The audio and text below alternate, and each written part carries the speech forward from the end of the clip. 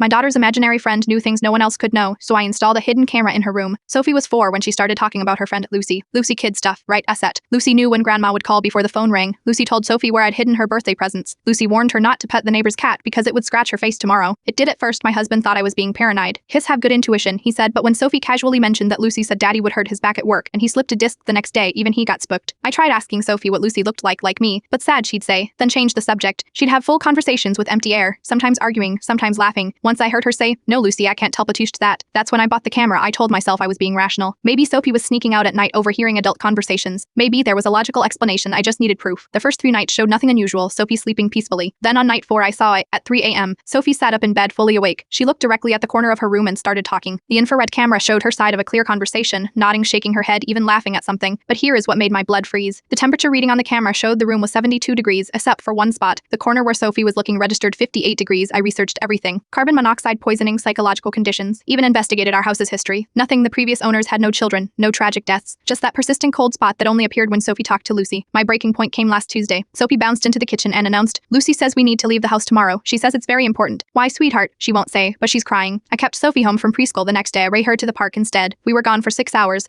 When we returned, our entire street was blocked off. A gas leak 3 houses down had caused an explosion. Our kitchen windows were shattered. If we'd been home. That night, I reviewed the camera footage from the morning. Sophie wasn't in her room, but the temperature in that corner had dropped to 41 degrees, the coldest it had ever been. I don't know what Lucy is. I don't know why she protects Sophie, but I've stopped being afraid. When Sophie talks to her friend now, I whisper, "Thank you," to the empty corner of her room. Some guardian angels are just different than others. Sophie still sees Lucy every day, and I've never been more grateful for an imaginary friend.